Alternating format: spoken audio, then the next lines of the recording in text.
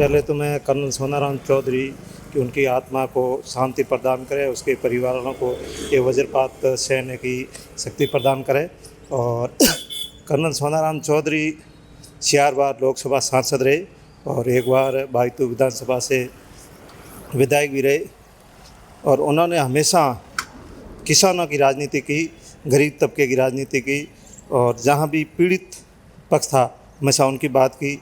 और जैसलमेर के अंदर जो नहरी ज़मीनें थी उनके लिए हमेशा उन्होंने पहले पैराइटी के तौर पे बात की कि बाड़मेर और जैसलमेर किसानों को पैराइटी के आधार पे दे।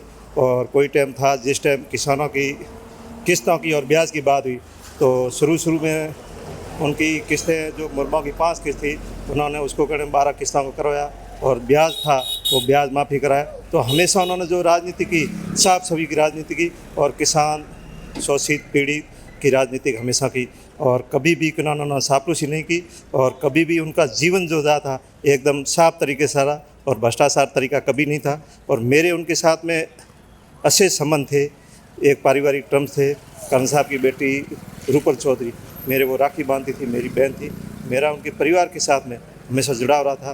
कर्नल साहब के साथ में मैं करीब 8 से 10 साल तक उनके सारथी के रूप में भी मैंने साथ में चला था और मैं उनको नमन करता हूँ। और उनके दुख पूरे मारवाड़ नहीं, पूरे राजस्थान के लोगों को दुख है। सबकी आंखें नमे हैं और सबके ये है कि हमने एक अनमोल कोहिनूर खो दिया है कि अब हमारी आवाज़ सुनने वाला कौन है। सबके लोगों के दिलों में यही बात है। और आज यहाँ हज़ारों हज़ार लोग उनको श्रद्धांजलि देने आए हैं, अपने नेता के प्रति संवेदना प्रकट करने हैं। देखिए, सबसे पहले तो मैं कर्नल सोनाराम जी को नमन करता हूँ, उनको सादर श्रद्धांजलि अर्पित करता हूँ।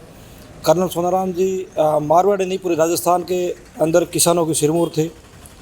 सोनाराम जी वो व्यक्ति थे जिन्होंने जिस समय यहाँ पर इस मरुस्थलीय क्षेत्र के अंदर बाड़मेर, जैसलमेर और शेरगढ़ का उस समय का इलाका साथ में था। यहाँ पर किसान समाज से कोई व्यक्ति चुनाव लड़ने के लिए तैयार नहीं था। उस समय कर्नल सोनाराम जी ने एमपी का चुनाव लड़ा और जीता। और जैसलमेर के सरहदी क्षेत्र जहाँ पर मुरबे हैं, यहाँ पर हमारे किसान समाज को सैकड़ों लोगों को वहाँ पर मुरबे आवंटन कराए। उस समय यहाँ से वहाँ लोग जाते भी नहीं थे। उन परिस्थितियों के अंदर कर्नल सोनाराम जी का जो योगदान था किसान समाज के अंदर, वो योगदान अतुल्य है, अनमोल है। और सोनाराम जी के अंदर एक गुण और था कि कर्नल साहब ने कभी चापलूसी नहीं की।